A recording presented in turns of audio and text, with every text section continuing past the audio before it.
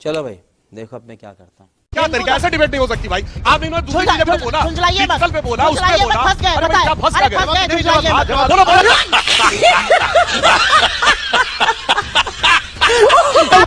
हिस्सा बने रहे 1989 में विश्वनाथ प्रताप सिंह की सरकार का, तो आप उसका नकाब उठा देंगे? ये कह रहे हैं, ये कह रहे हैं, सुनिए, नकाब उठाने को सही कह रहे हैं। मोदी और समझ में आई मगर आई देर से। मोदी जी के बारे में बोल रहे हैं, मोदी जी के बारे में बोल रहे हैं। ये गलत है, ये गलत है, ये गलत है। सबको पानी पीछे नहीं गलत है। सुप्रिया जी क्या तरीका है, पासपोर्ट चले जाते हैं, वो हटाना पड़ता है। ये कह रहे हैं मुख्यमंत्री अब आप दोनों नहीं रुक रहे। नहीं सुप्रिया जी प्लीज, क्या आलोचना की मुझे अब इंटरव्यू करना पड़ेगा, मुझे अब इंटरव्यू करना पड़ेगा। एक सेकंड, 2026 में ऐसे ही डिबेट नहीं हो पाएगा, ऐसे ही डिबेट नहीं हो पाएगा, ऐसे ही डिबेट। तो चलिए शुरू करते हैं।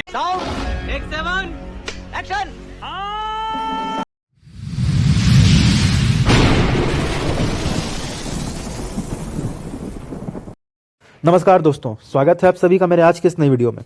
दोस्तों आज की वीडियो में बहुत अधिक रोमांचक और मजेदार होने वाली है। दोस्तों यहाँ पर सुप्रिया सिरनेत ने लाइव डिबेट में सुधांशु त्रिवेदी को रोस्ट कर दिया और ऐसा इलाज किया है कि सुधांशु त्रिवेदी पानी मांगने लगे। जी हाँ दोस्तों, बीच डिबेट में वे डिबेट छोड़कर भागने भी लगे थे।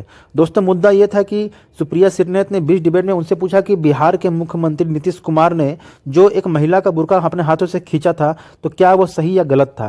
तो दोस्तों इस बात पर हाँ या ना बोलने में सुधांशु त्रिवेदी पीछे हट गए और बातों को जलेबी की तरह घुमाने लगे। तो दोस्तों यही मुद्दा और डिबेट काफी अधिक मजेदार होने वाला है। यहाँ मनरेगा की बात भी चली है और जो बिहार के मुख्यमंत्री ने जो किया है उस पर बात भी चली है। तो दोस्तों आइए पहले डिबेट देखते हैं और फिर आगे की वीडियो को समझते हैं। भारतीय राजनीति के दो बड़े टेकअवेज हमारी सेना के पराक्रम और शौर्य पर तो मुझे लगता है हम जितना बोले उतना कम है और बिल्कुल ऑपरेशन से दूर एक बात थी। मेरे साक्ष्य और सबूतों के साथ देखी, संस्थागत तरीके से देखी, एक संवैधानिक संस्था जिसका काम इस देश के लोकतंत्र की जड़ों को मजबूत करना, स्वतंत्र और निष्पक्ष चुनाव कराना, ज्यादा से ज्यादा लोगों को मताधिकार के कारचेक में लाना, वो ना करके उन्होंने सरकार के साथ, पार्टी के साथ मिलकर जबरदस्त वोट चोरी करी। और मैं आक्षेप नहीं लगा रही हूं, सबूत और साक्ष्य के साथ ये सारी बातें हो रही है। अब एक ब्राजीलियन मॉडल की फोटो अगर 22 बार वोटर लिस्ट हरियाणा में दिखेगी तो सवाल उठेंगे। अगर 5 महीने में महाराष्ट्र में 5 साल से ज्यादा वोट पड़ेंगे तो सवाल उठेंगे। मुझे लगता है ये एक बहुत बड़ी बात है और इसको लेकर एक संशय है जिस तरह से, और भाई आदरणीय प्रधानमंत्री जी उन्हीं की शब्दों का प्रयोग करती हूं, कनपट्टी पर कट्टा रखकर जिस तरह से एसआईआर कराया जा रहा है और 40 के खिलाफ बीएलओ की मौत हो चुकी है, उस पर चर्चा होनी चाहिए। मुझे लगता है ये बहुत बड़ी बात थी हमारे देश में। ये बड़ी अच्छी बात कही आप।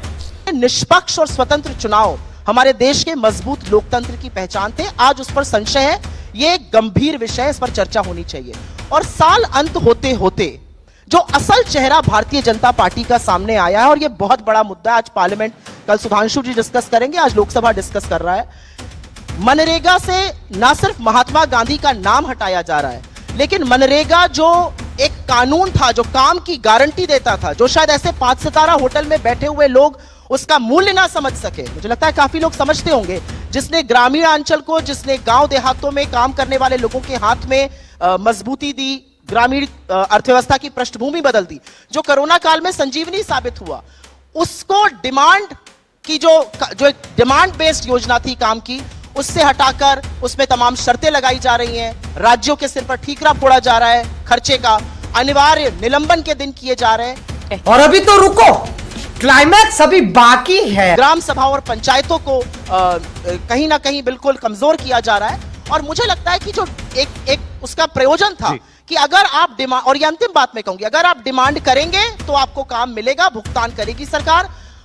अब अगर फंड तक काम मिल गया तो ठीक है, वरना हाथ झाड़ के काम एसआईआर पर मैं सुधांशु गजब बेइज्जती है जी से पूछूंगा, मगर उससे पहले फॉलो अप क्वेश्चन आपसे पूछता हूं कि सबसे बड़ी आपत्तिजनक वोट चोरी तो आपने जिक्र कर दिया और इसी पर मगर 2025 की आप सबसे बड़ी बात अगर मान रहे हैं ये रीनेमिंग, तो इसका की वजह क्यों है? मैं रीनेमिंग नहीं, मैं पूरी स्कीम को खत्म करने की बात कर रही हूं। आपको इस वजह से आपत्ति है जी राम जी नाम लगाया गया, या फिर आपको लगता है कि स्कीम की अहमियत खत्म की जा रही है? I am a practising Hindu, मैं सनातन संस्कृति के परिवेश से आती हूं, मैं सनातन संस्कृति में विश्वास करती हूं, मैं श्री राम को अपना आदर्श मानती हूं। मेरे लिए श्री राम, मर्यादा पुरुषोत्तम श्री राम एक एक्रोनिम का नाम नहीं है।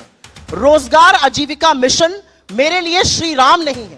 श्री राम मेरे आराध्य हैं, श्री राम मेरे प्रभु हैं, पहली बात।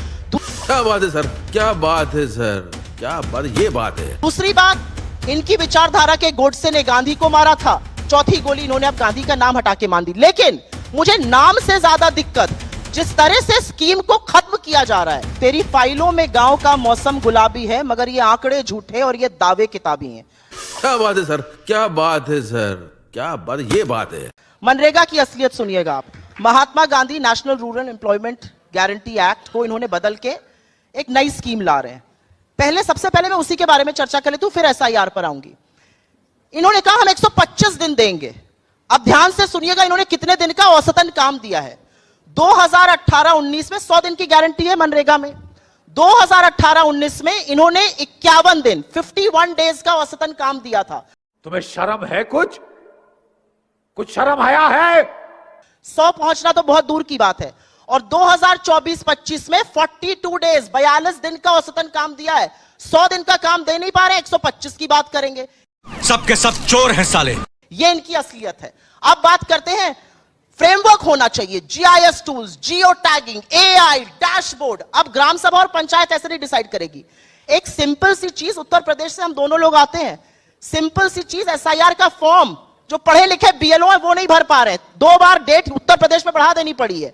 तो यह सोचना कि जो व्यक्ति दैनिक मजदूरी करने के लिए इस स्कीम का हिस्सा बनना चाहता है वो इतना टेक्निकली साउंड होगा, इतना तकनीकी रूप से मजबूत होगा, ये एक और मुगालता है। अब इन्होंने बात करी 60 दिन के निलंबन की। यह सरकार तय करेगी कि मजदूर की क्या चॉइस होगी। आप सार्वजनिक काम दीजिए, मजदूर नहीं करना चाहेगा तो वो खेती के मौसम में जाके कहीं और काम करेगा, लेकिन उसके पास चॉइस होनी चाहिए। सरकार खुद अब लेबर सप्लायर बन गई है। सरकार कह रही है आप निजी जगहों पे जाके काम करिए। और इसकी सबसे बड़ी बात यह है कि इन्होंने एक फंड आवंटित करने की बात करी है। वो फंड आवंटित होगा, वो फंड एग्जॉस्ट होगा और उसके बाद काम नहीं मिलेगा। दैट इज मतलब काम का इंतजार करो, फंड का इंतजार करो और कोई काम मत करो। ये असलियत है। और एसआईआर पर क्योंकि इन्होंने इतना लंबा बोला, मैं तो ये और एनडीए की बात कर दी तो एक और मुद्दे को ले आते हैं चर्चा में, होना भी चाहिए। मैं महिला हूं, यहां पे बहुत सारी महिलाएं हैं, इस बात पर चर्चा तो यहां पर भी होनी चाहिए। मैं तो सुधांशु जी से डायरेक्टली एक सवाल पूछना चाहती हूं। आपने बार बार बिहार की बात करी, आपने बार बार वहां जीत की बात करी, आपने घटक दल की बात करी। नीतीश कुमार जी ने जो एक महिला के साथ कल मुख्यमंत्री रहते हुए किया, एक डॉक्टर का हिजाब खींचा, आपके यूपी के मुख्यमंत्री ने कहा हिजाब ही तो खींचा, कहीं उंगली तो नहीं लगाई, उस पर क्या आप माफी मांगेंगे? क्या आप खेद व्यक्त करेंगे? क्या आप ये कहेंगे कि एक चुने हुए मुख्यमंत्री को या एक मंत्री को एक महिला के खिलाफ इस तरह की घटिया बात नहीं करनी चाहिए? चलिए उस पे आएंगे। फंस गया।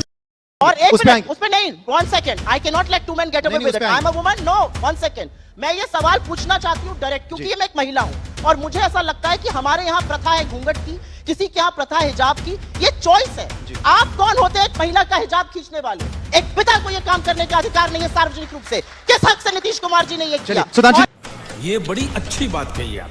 उस पे जवाब देंगे, उस पे सुधांशु जी उस पे जवाब देंगे, मगर एक फॉलो आंसर टू दैट, एक फॉलो अप सवाल है आपसे एसआईआर पे, क्योंकि क्या होता है कि चुनाव में हाँ एग्जैक्टली, क्योंकि चुनाव में अनेक विषय जो हैं उठते हैं। बिहार चुनाव से पहले विषय उठा ही नहीं था, इसी को लेकर पूरी यात्रा की थी आपके नेता राहुल गांधी जी ने, मगर हमने देख लिया परिणाम क्या है। तो क्यों नहीं आपको लगता कि अब नए मुद्दा उठाया जाए 2026 में? नया साल आ रहा है, नया मुद्दा क्यों नहीं? मैं बिहार के रिजल्ट को बिल्कुल एक्सेप्ट करने को तैयार नहीं हूं। मैंने वहां की जमीनी हकीकत देखी है। आप ये कह रहे हैं कि 20 साल सत्ता में रहने के बाद 93% स्ट्राइक रेट आएगा। आप भी पॉलिटिक्स अच्छी तरह से समझते हैं, मैं भी इलेक्टोरल पॉलिटिक्स अच्छी तरह से समझती हूं। 2 साल की उम्र से घर में राजनीति जनता ने तो दिया। क्या आपको लगता है? I don't accept that word. Exit polls ने भी इसका जिक्र किया, चुनाव आयोग और इनकी मिली भगत है। लेकिन मैं आपसे फिर उस मुद्दे पर आऊंगी।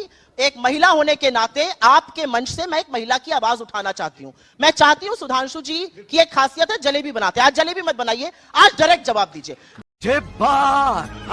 बिल्कुल डायरेक्ट जवाब। आप उसकी भर्त्सना करते हैं? बिल्कुल डायरेक्ट जवाब। अशोक गहलोत ने घूंघट उठाते हुए पोस्टर अवेलेबल है, यहाँ वहां नहीं सुनिए। कारवा लुट रहा है, यहाँ पे बात करिए, मैं समझ सकता।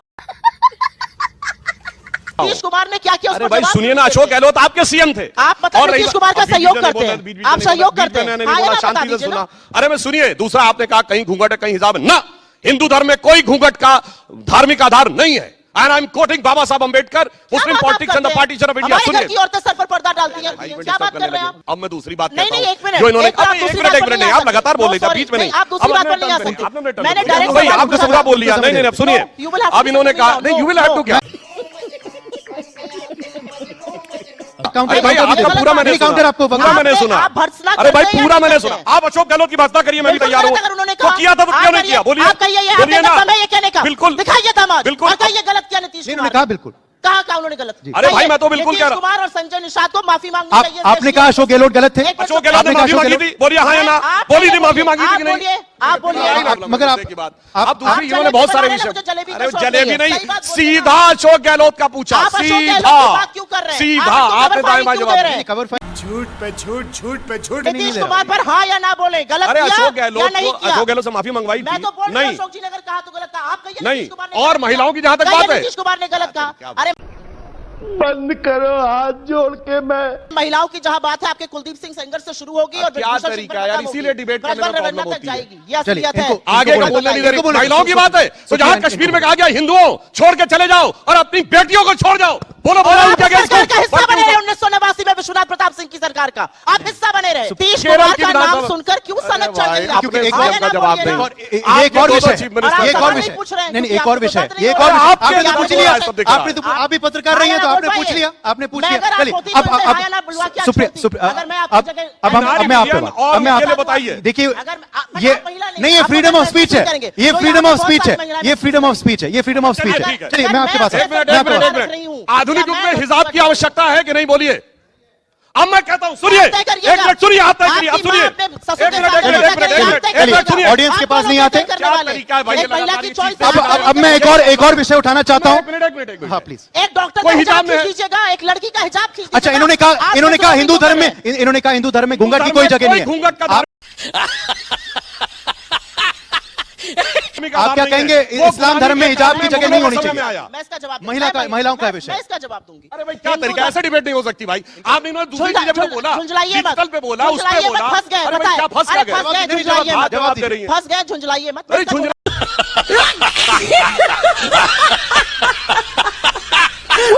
क्या रहे हैं? लगातार बीच में एक डिस्टर्ब कर महिला रही होने है। के नाते ये तरीका थोड़ी एक ठीक है। महिला होने के नाते धर्म में है प्रावधान नहीं है, उससे अरे मुझे कोई महिला फर्क होने के नहीं नाते पड़ता। बोलिए एक ना, मिनट लफ्ज रुक याद था या नहीं? मुझ में मत बोलिए सुधांशु जी। बोलिए ना, बोलिए। आप फंस रही हैं। मैं बताती कश्मीर हूँ। में जो था वो नहीं देखिए, था। मैं बोलिए सुधांशु हाँ या जी ना? बता दूंगी आपको। बोलिए। एक महिला होने के नाते मैं क्या पहनूं, कैसे पहनूं, किसके सामने पर्दा करूं, सिर पर पल्ला ये रखूं, मजहब में लिखा घूंघट है, करूं या ना करूं, हिंदू धर्म में इससे नहीं कोई लिखा फर्क है, नहीं इस्लाम पड़ता। में लिखा है अगर वो लड़की कि अपना कैसे मजहब- हिजाब रहना तो आप पड़ेगा। अबे शक्ल तेरी बवासीर जैसी बातें तो अच्छी किया कर।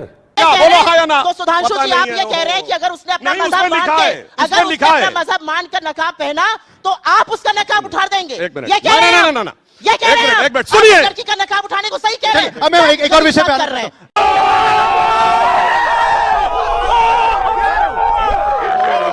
एक और विषय पे आना चाहता हूं, एक और विषय पे आना चाहता हूं, एक और विषय पे आना वोट चाहता डालने हूं। जाएंगे। 2026 में बात कर रहे हैं।